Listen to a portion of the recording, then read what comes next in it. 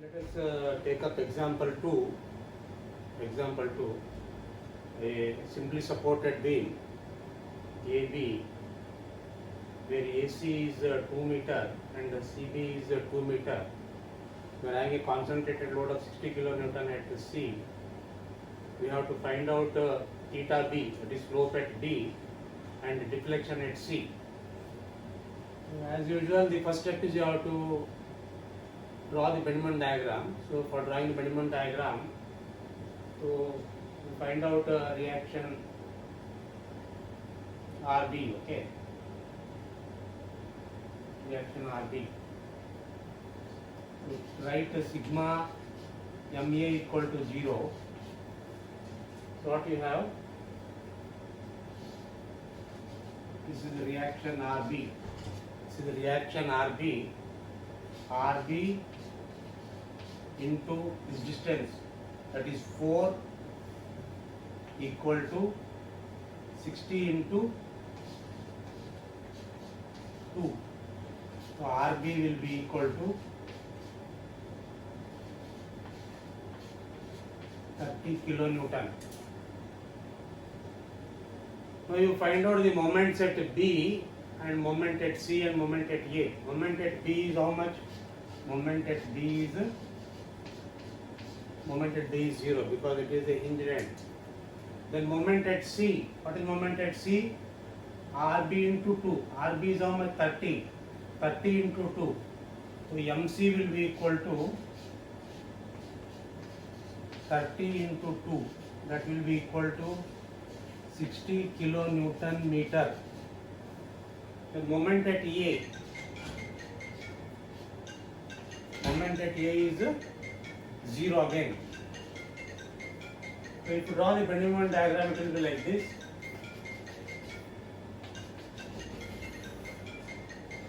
So draw the baseline. The moment at B is 0. Moment at A is 0. Moment at C is 60. So this is 60. So join the 60 to this one and 60 to this one. This is the Bendman diagram.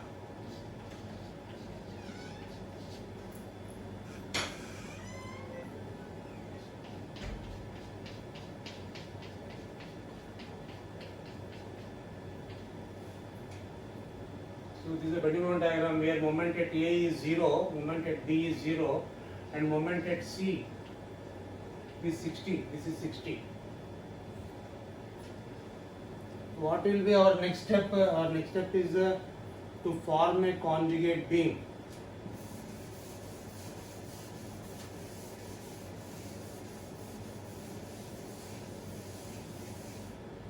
So how do you form a conjugate beam?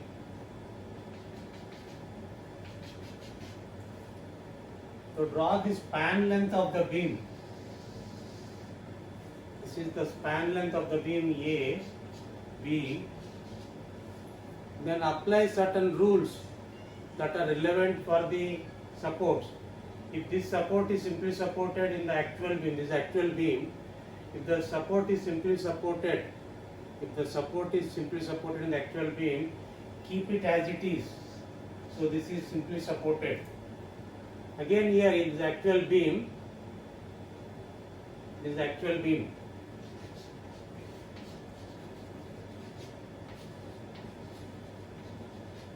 So in the actual beam, if you are having a simple support, here in the conjugate beam you have to retain, you have to keep it as it is. So this is, you are applying the rules for the supports. So supports are what? If the ends are hinged, keep them as it is. Next is what you have to do is, you have to take the Bendman diagram of the actual beam. Bendman diagram of the actual beam as the load diagram here. You take the load diagram here.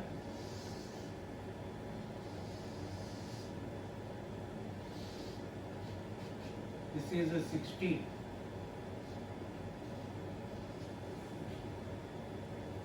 At C.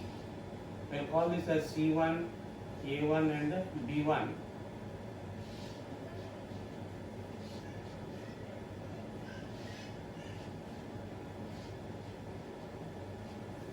You cannot consider, note that you cannot consider this whole thing as a single triangle. Why? Because for portion AC you are having I as a 2I, and for portion CB you are having I as a I. So you cannot take this as a whole. You have to split up into two parts. So this is one part for which I is a 2I.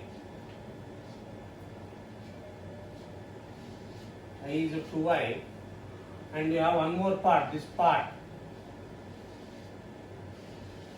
for which I is I. Now this is called as the conjugate beam.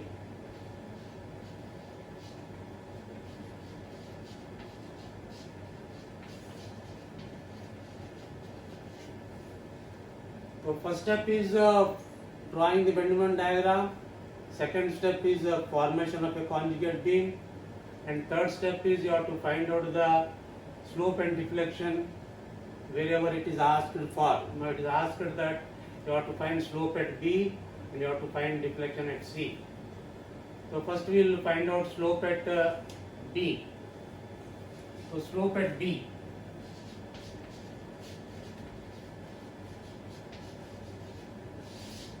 Theta B.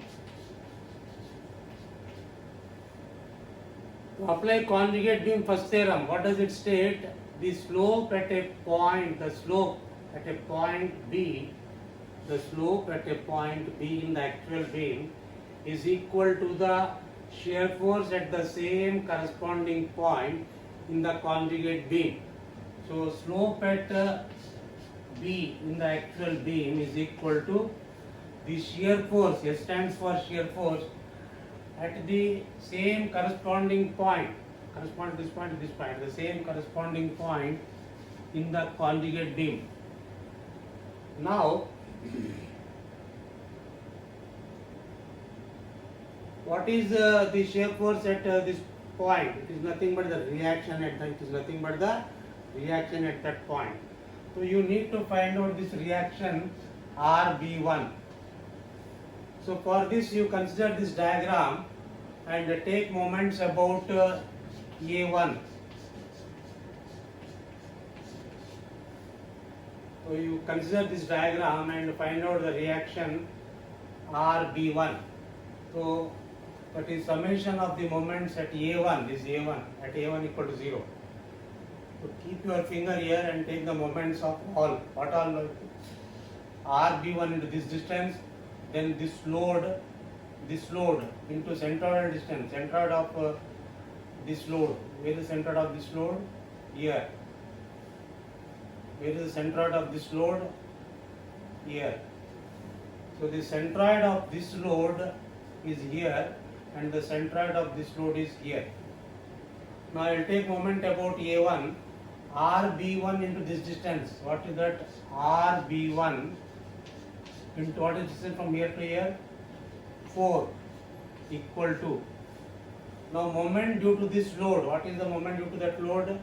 That is half into base. What is the base from here to here? 2 into height. What is the height? 60 by EI into centroidal distance of this load. Centroidal distance, the resultant is acting, the load is assumed to act. The load is assumed to act through the centroid of this diagram here. So you need this distance from here to here. You need the distance from here to here. You need this distance. What distance from here to here? It is nothing but from here to here is 2. From here to here is 2. And what is distance from here to here? It is nothing but 1/3 of 2. So you are having that as a into multiplied by 2 plus 1/3 of 2. So this is the load. Load into distance. That is moment due to this one. Then moment due to this one is what? Plus.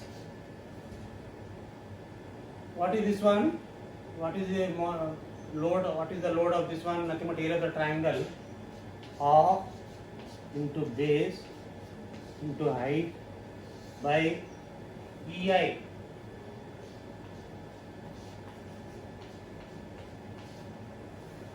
I is 2I here. So you see here, for the first one I was I. For the second one I is 2I. So you are putting here 2I. And centered moment of this load, this distance. What is distance? What is the distance from here to here? It is nothing but 2/3 of 2. It is nothing but 2/3 of 2. It is nothing but 2/3 of 2. So if you simplify this one, you will get RB1. You get RB1 as 50 by EI. You will get RB1 as 50 by EI. So I told earlier that theta B equal to what? Shear force at B1, and shear force at B1 is nothing but RB1. So what is theta B now? So theta B equal to 50 by EI. Theta B equal to 50 by EI. Theta B equal to 50 by EI.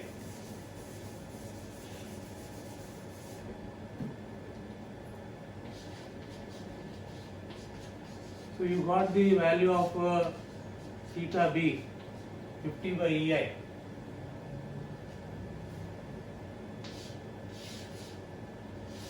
Because the theta B is shear force at B1, which is nothing but reaction at B1, and we have found RB1 to be writing this moment equation as 50 by EI. Now next is you have to find out YC, the deflection at C. So deflection at C, YC. So what is conjugate beam second theorem? It states that the deflection at any point in the actual beam, say C, is equal to the bending moment at the same corresponding point. What is the corresponding point? C1. What is the moment at this place? The moment at this place is what you have to take moment about this place, which we will call it as MC1.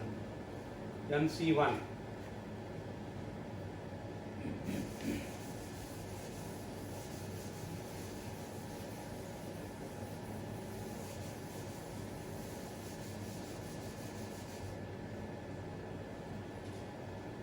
Now RB1 is how much? 50 by EI.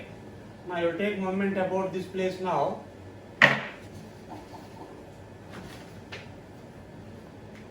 So MC1, this is C1.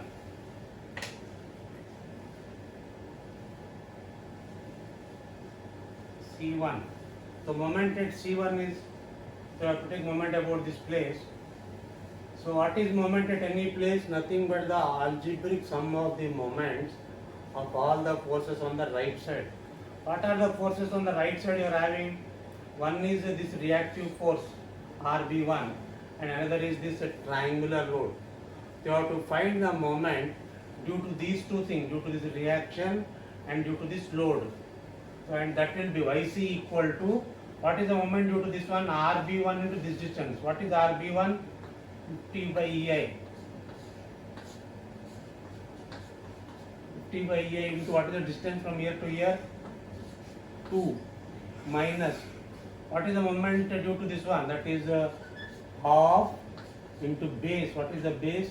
2.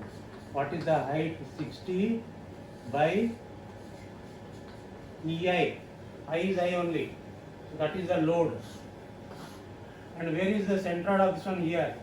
What is the moment due to that load? The central distance from here to here. What is the distance? It is nothing but 1/3 of 2. It is nothing but 1/3 of 2. 1/3 of 2. So we will have that YC as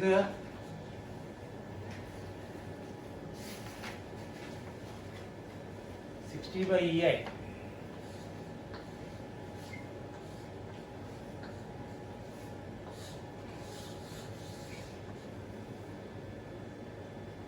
So that is how we find out the required things. Theta B as a 50 by EI using conjugate beam first theorem.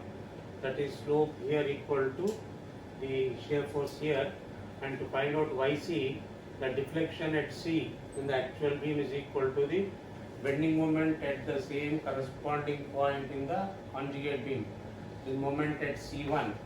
The moment at C1 equal to RB1 into this, RB1 into that, RB1 into this minus the load. This load is, this is the load, and this is the distance.